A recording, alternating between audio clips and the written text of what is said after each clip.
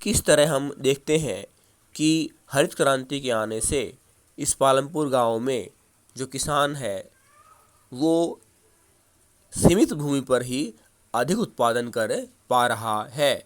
लेकिन इसके साथ साथ हम देखते हैं कि जो छोटे किसान हैं उनको ऋण लेने के लिए कम इंटरेस्ट रेट पर जो पैसा है वो चाहिए, और भूमि पर दबाव को कम करने के लिए वो नॉन फार्म एक्टिविटी, गैर कृषि जो गतिविधियां हैं, डेयरी है, यातायात है, उनसे जुड़ना चाहते हैं। Farming is the main production activity in the village. Palampur गांव में जो कृषि है वो एक मुख्य गतिविधि है। Over the years there have been many important Over the year, there have been many important changes in the way farming is practiced. समय के साथ साथ खेती करने के तरीकों में बदलाव आया और आज लोग जीविकोपार्जन खेती यानी सबसिस्टेंस फार्मिंग से आगे बढ़कर कमर्शियल फार्मिंग की ओर जा रहे हैं। These have allowed the farmers to produce more crops from the same amount of land. अब हरित क्रांति की वजह से जो किसान है वो सीमित भूमि पर भी अधिक उत्पादन करने में सक्षम है। This is an important achievement since land is fixed and scarce, but in raising production a great deal of pressure has been put on land and other natural resources. यहाँ हम देखते हैं कि हालांकि जो सीमित भूमि है उस पर उत्पादन तो अधिक हो रहा है, सरप्लस प्रोडक्शन तो हो रही है, अतिरिक्त उत्पादन तो हो रहा है, लेकिन जो भूमि है उस पर दबाव अब भी बढ़ रहा है। अब ये दबाव उत्पादन का है, केमिकल फर्टिलाइजर्स के प्रयोग का है, अति सिंचाई के द्वारा जो भूमि है उस पर जो निम्नीकरण है उसकी समस्या सामने आ रही है। The new ways of farming need less land but much more capital. दूसरा, ठीक है हरित क्रांति की वजह से उत्पादन तो ज़्यादा हो रहा है और भूमि सीमित है, लेकिन हरित क्रांति की वजह से खेती अधिक उत्पादन के लिए वही लोग कर सकते हैं जिनके पास अतिरिक्त पूंजी है।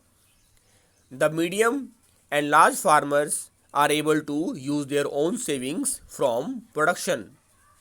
यहाँ हम देखते हैं to arrange for capital during the next session. यहाँ जो बड़े किसान हैं और जो मध्यम दर्जे के किसान हैं उनके पास तो अतिरिक्त पूंजी है, सरप्लस कैपिटल है, और उसका प्रयोग खाद खरीदने में, बीज खरीदने में, सिंचाई के साधनों का उपयोग करने में, उनका विकास करने में लगा देते हैं। लेकिन what about the small farmers?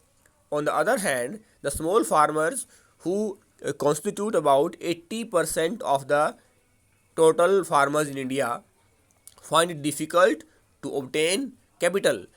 और भारत में जो 80% जो छोटे किसान हैं उनके पास सरप्लस कैपिटल नहीं है, सरप्लस प्रोडक्शन नहीं है। अब वो किसान खेती किसानी से कैसे जुड़ें और उनको कम ब्याज पर जो लोन है वो कहाँ से मिले? Because of the small size of their plots their production is not enough. दूसरा, उनका जो भूमि का जो टुकड़ा है वो छोटा है और अब उस पर वो मशीनों के द्वारा ज़्यादा उत्पादन के बारे में नहीं सोच सकते। The lack of surplus means that they are unable to obtain capital from their own savings and have to borrow. अब जब ना तो वो अपने छोटी भूमि के टुकड़े से ज़्यादा उत्पादन कर पा रहे हैं, न उनके पास कम ब्याज दर पर पैसा उपलब्ध है, तो अब वो क्या कर रहे हैं? अब उन्हें खेती किसानी से जुड़े रहने के लिए, अपने परिवार का गुजारा करने के लिए अब उन्हें जो कर्ज है, जो लोन है, वो कई बार तो ज़्यादा इंटरेस्ट रेट पर भी लेना पड़ रहा है। Besides the debt, many of the small farmers have to do additional work as farm labourers and to feed themselves and their families. कई बार तो इन छोटे किसानों को अपने परिवार का भरण पोषण करने के लिए जिस व्यक्ति से वो कर्ज लेते हैं, जो इनफॉर्मल सेक्टर है, जो साहूकार हैं, उनके खेत में भी काम करना पड़ता है। Labour being the most abundant factor of production, जब हम उत्पादन की प्रक्रिया की बात करते हैं तो भूमि के बाद दूसरा फैक्टर लेबर का आता है, मजदूरी का आता है। It would be ideal if the new ways of farming used much more labour. अब हरित क्रांति की वजह से अधिकतर जो काम है खेती किसानी का, सोइंग, प्लोइंग, हार्वेस्टिंग, वो सारा कार्य मशीनों के द्वारा हो रहा है और अब जो मजदूर हैं वो इधर उधर मारे मारे फिर रहे हैं।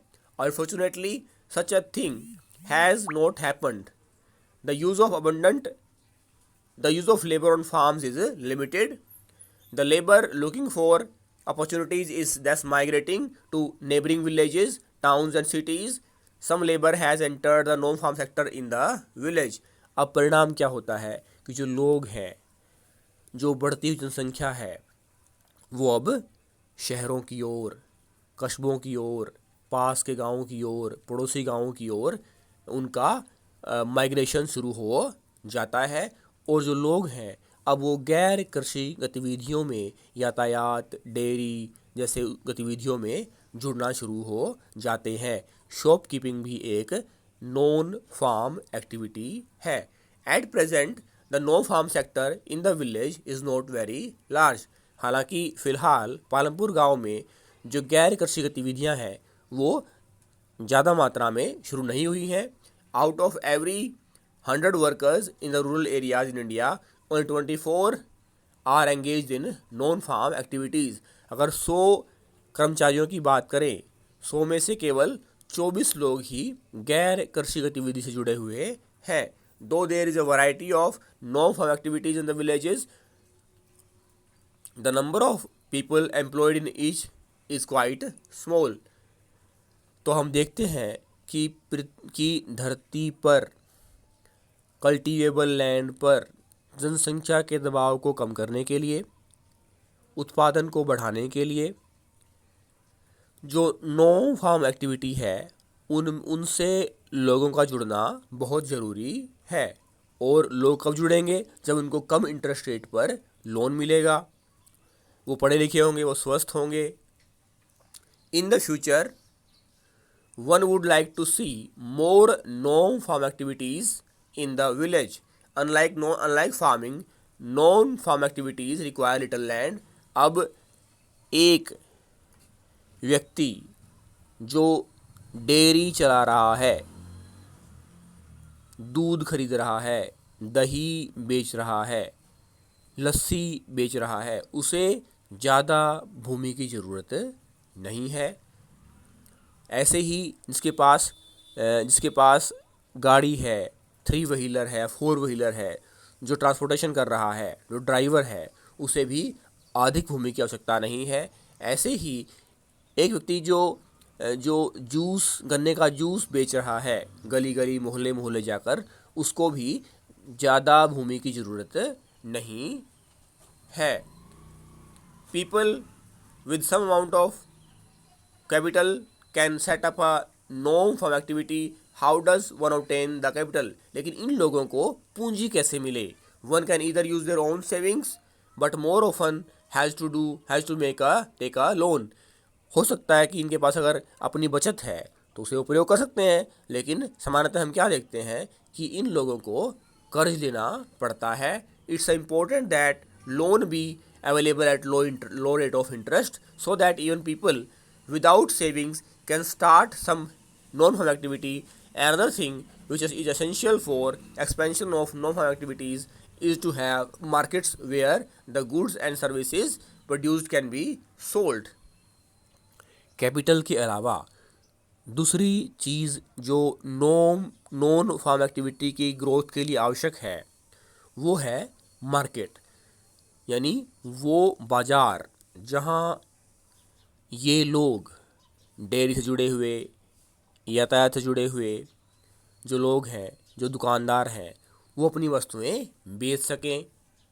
In Palampur, we saw the neighboring villages, towns and cities provide the markets for milk, jaggery and wheat. Palampur गांव के जो पड़ोस में गांव हैं, कस्बे हैं, शहर हैं, रायगंज है, शाहपुर है, वहाँ पर दूध की मांग है, गुड़ की मांग है, गेहूँ की मांग है. As more villages get connected to towns and cities through good roads, transport and telephone, it's possible that the opportunities for non-farm activities in the village would increase in the coming years. तीसरी चीज़ जो non farm activity growth के लिए आवश्यक है वो है infrastructure, बेहतर सड़कें, बेहतर पुल और बेहतर संचार के साधन. तभी तो तीव्र गति से मांग को पूरा किया जाएगा और जो वस्तुएं हैं, जो मटेरियल है, जो तैयार माल है, वो सप्लाई लोकेल से डिमांड लोकेल तक पहुंचाया जाएगा. यानी जहां से वस्तु बन रही है उसे हम सप्लाई लोकेल कहते हैं और जहां वस्तु की ज़रूरत है उसे डिमांड लोकेल कहते हैं. अगर यातायात के साधन अच्छे होंगे, अगर संचार के साधन अच्छे होंगे तभी ये संभव हो पाएगा. आशा है कि आने वाले वर्षों में नॉन फार्म एक्टिविटीज़ बढ़ेंगी, लोगों का धरती पर यानी लैंड पर, कल्टिवेबल लैंड पर जो दबाव है वो कम होगा और बेहतर लोगों का जो लिविंग स्टैंडर्ड है वो होगा. थैंक्स.